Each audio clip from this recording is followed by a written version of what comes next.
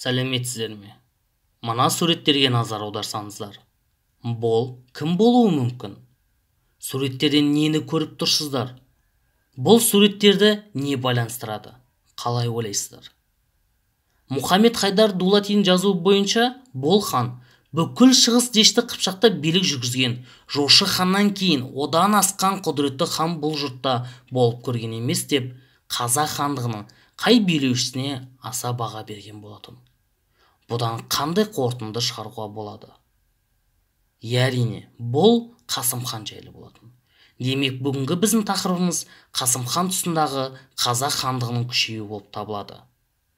Әлихан Бөкейхан былай деп пікір қалдырған болатын. Қасым хан бүкіл қазақ халқын біріктіру арқылы үлкен әскери күшке ие болды. Қарауындағы халықтың бақытына орай ол өзінің бейбітшілік сүйгіш саясатымен халықтың махаббатына бөленді. Осы бейбітшілік сүйгіштігімен Қасым хан халықтар арасында әйгілі болды деген болатын. Тарихта адамдар несімен есте қалады деген сұрақ кімді болсын мазалайтыны сөзсіз. Атақты Қасым жай ғана Шыңғыстың ұрпағы емес. Шығыс дешті Қыпшақ аумағында үздіксіз билікте болған текті әулеттің өкілі болып саналады. Ата бабасынан қалған дәстүр, тектілік оның бойынан да табылады. Ол тек қана хандық әулеттің жолын жалғастырушы емес, сонымен бірге қалыптасқан жаңа саяси жағдайларға сай хандық билікті, мемлекеттілікті дамытушы қайраткер ретінде тарихта өз орнын алған тұлға болып табылады. Қасым хан Жәнібек ханның 9 ұлының бірі. Оның ішінде Қасым мен Қамбар бір анадан Жаһан бикеден туылған болатын. Мұхаммед Хайдар Дулатидің тарихи Рашид атты еңбегінде Қасым ханның қай жылы дүниеге келгенін анықтайтын жанама мәліметтер де бар. Ол 1445-1521 жылдар аралығында өмір сүрген болатын. Ендігі кезекте Қасым хан жайлы мына бейнероликке назар аударсаңыздар. Күн сәулесіндей жарқыраған кең маңдайлы Шыңғыс ханның тәжі мен тағының мұрагері, бүкіл дешті Қыпшақтың ханы Қасым хан. Белгілі тарихшы Исмаил Табризидің айтуынша, Мұхаммед Шайбани қазақтың ұлы қолбасшысы әрі реформаторы Қасым ханды осылай атаған. Шыңғыс хан империясы ыдырағаннан кейін Алтайдан Каспийге дейінгі аумақ шығыс Қыпшақ жері, дешті Қыпшақ даласы деп аталды. Қойнауы байлыққа, төскейі аңызға толған осынау үлкен аумақты қазақ хандығының қарамағына біріктірді. Қасым хан бүкіл дешті Қыпшақтың билеушісі атанды. Оның даңқы мен билігінің мықты болғаны соншалық, бұл аумақта Жошы ханнан кейін ешкім мұндай зор қуатқа ие болған емес деп жазды атақты тарихи Рашиди еңбегінің авторы Мирза Мұхаммад Хайдар Дулати. Қасым хан қазақтың Керей, Жәнібек және бұрындықтан кейінгі 4-ші ханы болды. Қасым қазақ билеушісі Әз Жәнібек ханның ұлы. Ол 1445 жылы дүниеге келді. Жастайынан өз бойындағы көшбасшылық қасиеттерді көрсете білді және басқа бауырлары арасында да беделді болды. Хан болып 1511 жылы жарияланғанымен хандықтың басқару өкілеттілігі бұған дейінгі ұзақ мерзімде де оған тиесілі болды. Шайбанилер әулетінің басшысы Жошы ханның ұлының ұрпағы Мұхаммед Орта Азия билеушісі болуға ұмтылды. Қасым хан анасы тарапынан Шайбани ханмен жақын туыстық қатынаста болуына қарамастан, Шайбанилер тайпасы шығыс дешті Қыпшақ даласын жаулап алу жолында көшпелі қазақтармен үнемі қақтығыстар жүргізіп отырды. Нәтижесінде 1510 жылы мемлекеттер арасында соғыс болып Мұхаммед Шайбани қаза тапты. Сол жылы Қасым хан оңтүстік Қазақстан аумағындағы ірі қала Сайрамға билігін жүргізеді. Қасым хан өзін шебер саясаткер ретінде көрсетіп, барлық көрші елдермен дипломатиялық қарым-қатынас орната білді. Осылайша қазақ хандығының даңқы батыс Еуропаға дейін жетті. Ол билік жүргізген тұста қазақ хандығының халқы ең алғаш миллионға дейін жетті. Жер аумағы 3 есе ұлғайды. Ел шекарасын анталаған жаудан қорғау үшін Қасым хан 300 мың сарбаздан құралған үлкен әскер жасақтады. Ұлттық дәстүрлер мен халық даналығы негізінде алғаш болып, Қасым хан қазақ тарихындағы 5 бөлімнен тұратын заң жобасын жасады. Бұл мүлік заңы, қылмыс заңы, әскери заң, елшілік жоралары және жұртшылық заңы. Мемлекеттегі әділдіктің тірегі болған бұл заңдар жиынтығы Қасым ханның қасқа жолы деп аталады. Қасым хан билік жүргізген жылдарда қазақ хандығы Еуразиядағы ең ірі мемлекеттердің бірі атанды. Ол сайып келгенде қазақтың кең байтақ даласында бір тұтас үстемдік орнатқан, қуатты әскер құрып, әділ заңдар шығара білген бір туар басшы болды. Сондықтан да Қасым хан халық тарихында мәңгі қазақ жерін біріктіруші, ұлы даланың ұлы билеушісі болып қалады. Қасым хан қазақтың ұлы хандарының бірі. Жәнібек ханнан кейін қазақ хандығының тағына керейұлы бұрындық отырады. Сыр бойындағы қалаларды жаулап алуға күш салғанына қарамастан, бұрындық ханның халық алдында беделі болмайды. Ақыр соңында сарайшыққа көшіп кетеді. Таққа сол кезеңде қолбасшы болған Қасым Сұлтан отырады. Қасым хан 1445-1521 жылдар өмір сүрген. Әз Жәнібектің ортаншылы. Тарихта Қасым басқарған 7 жылда қазақ хандығының атты әскері 300 мыңға, халқы 1 миллионға жеткен. Қасым хан Сарайшық қаласында көз жұмды. Сол жерде жерленді деген дерек бар.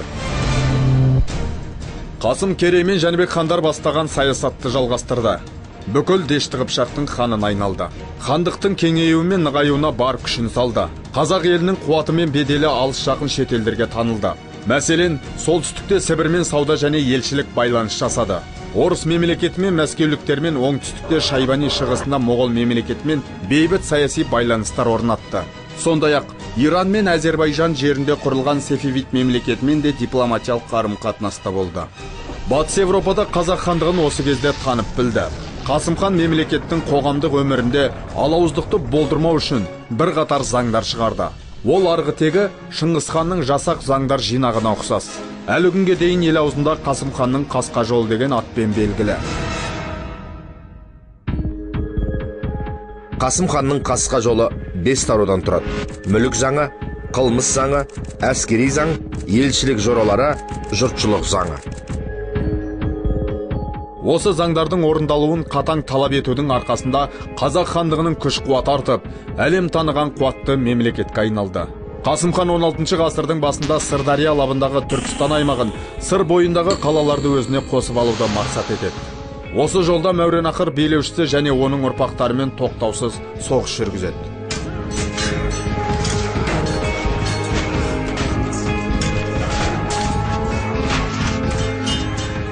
Мұхаммед Шайбани қазақ хандығының экономикалық жағынан күшеюіне жол бермеуге ұмтылады.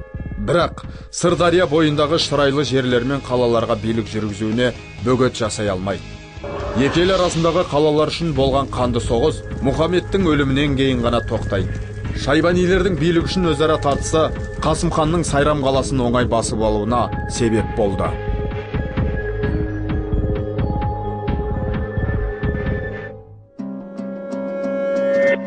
Қасым хан тұсындағы қазақ хандығының территориясы оңтүстік шығыста Жетісу, Шу, Талас, Іле, Қаратал өзендерінің алабы, солтүстік және солтүстік шығыста Ұлытау асты мен Балқаш, Қарқаралы, солтүстік батыста Жайық өзенінің жағасы, Орталық Азияда Еділ бойы. Қасым хан Орта Азия хандарымен Еділ бойындағы елдермен Батыс Сібір хандығы Ресеймен сауда-саттық және дипломатиялық байланыстар жасаған. Ал Моғол хандығының Жетісуға билігі әлсірей түседі. Оған қоса моғолдықтар мен өзбектер қырқысып жатқан еді. Ақыр соңында Моғол билеушісі Сайд ханның шығыс Түркістанға көшіп кетуі Қасым ханның Жетісудағы билігінің нығая түсуіне себеп болды.